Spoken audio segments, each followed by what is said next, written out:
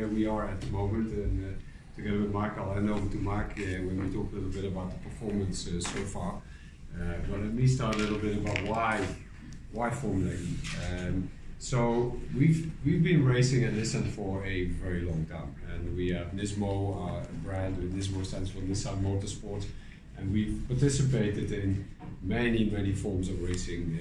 Except for Formula One, we've probably done every single one of the different types of racing, and we've been pretty successful throughout the years. But about, I would say, 3-4 years ago, we found ourselves in a situation where we really questioned, okay, where do we go next?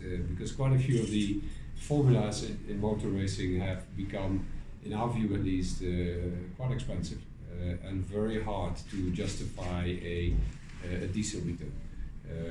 We participated in many of those, and we look back and say, well, if we look at the number of people that follow it, if you look at the impact that we can have and compare it against the cost, it doesn't make a lot of sense.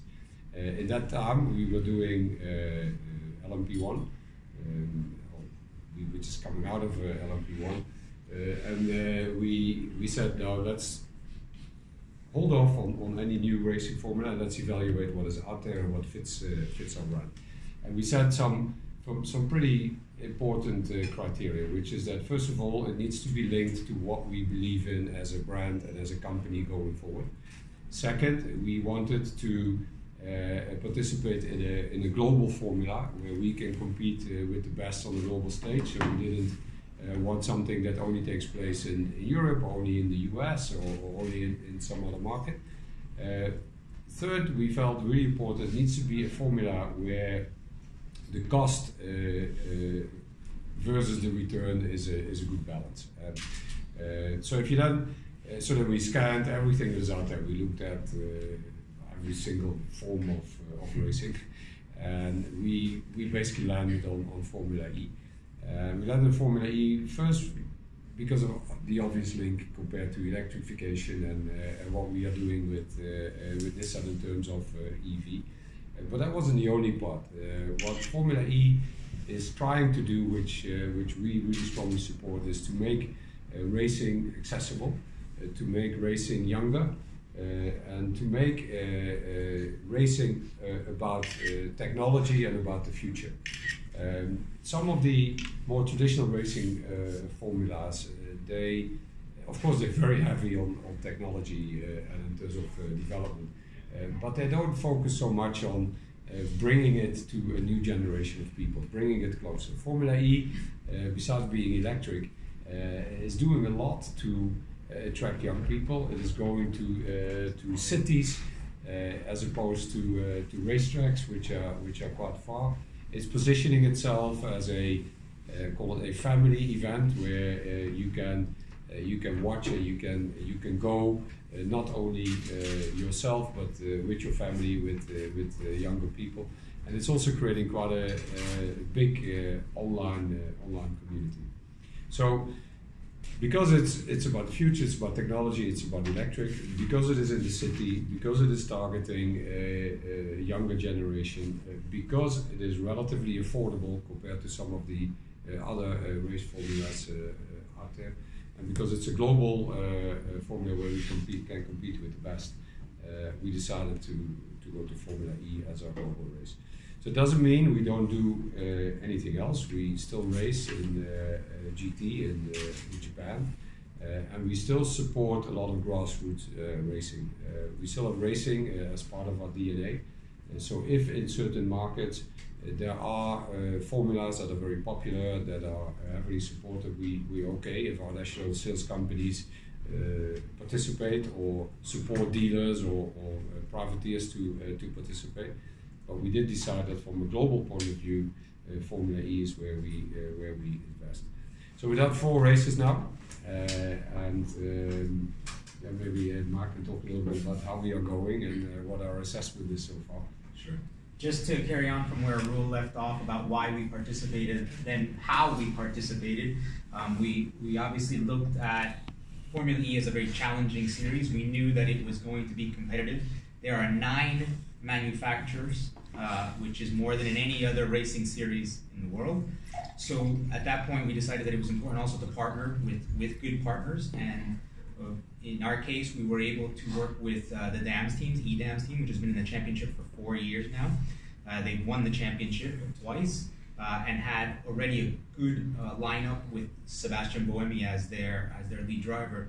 So that was the genesis. We started with our philosophy around EVs and our technology. We put together with a great team like EDAMS, and we were going to come to the championship in this season, season 5, with this is now the generation 2 of the Formula E. It's an all-new car with double the capacity in battery, 54 kilowatts, versus the first 4 years, where drivers had to switch between cars to make the race. And the race format changed this year, where we'd have a 45-minute race plus 1 lap, which is another unique element. So you take the technology side, you take the racing format, plus the fact that it's in city centers. It was going to be a very exciting year. We planned, maybe starting 2 years ago. 2 years ago we started this project, but really the first race was the first opportunity for us to see how it all came together. And as we expected, it was as challenging as we thought. The efforts to put this much technology into such a short day. Remember, everything happens in 1 day. You arrive in the morning and you start practice at normally 7 a.m. You have another practice around 10. You're qualifying by midday and you're racing by 4 o'clock. So there is no time really for mistakes or even pre-planning. Other series rely on having days in between to study and analyze. But in Formula E, all happens in 1 day. And this is a big challenge. And even for us, I think we maybe underestimated initially that process. And it is a new team. We all had to get together with this new car, new powertrain, and make it work. Fortunately, we've seen good results in terms of the performance capability of the car. Sebastian Boemi has qualified in Superpole every event this year. And as an overall, the pace of the car is there. But as in racing, sometimes you also need a little bit of luck, and you can't make mistakes. And unfortunately, in the first 3 races, we've had a bit of both. We had an accident, not us, another car, which was in front of us, when we were in 3rd position, put us back to the back of the field. Very difficult to come back in a short 45-minute race. In the 3rd race in Santiago, Seb was leading the race, and unfortunately, again, tight circuits, 1 mistake, you touch the wall, it's the end of your race. There's no runoff. So very, again, high degree of accuracy for these events. And in Mexico, where we had, I think, our best performance as a team, both cars in the top 4, unfortunately, the race went 1 lap more than we had predicted due to some circumstances within the event, and we didn't get the result we wanted. But we know that the performance is there, and I think from a team, that's what's most important. The concept and the technology which we've developed is a leader in the EV space, or in Formula E, and now we just need to finalize that last step, which is the podium, and the results for the rest of the year. But it's been, again, a challenging start, but I think the confidence is very high, and for you that meet the drivers today, you'll hear that yourselves as well. Great, thank you. So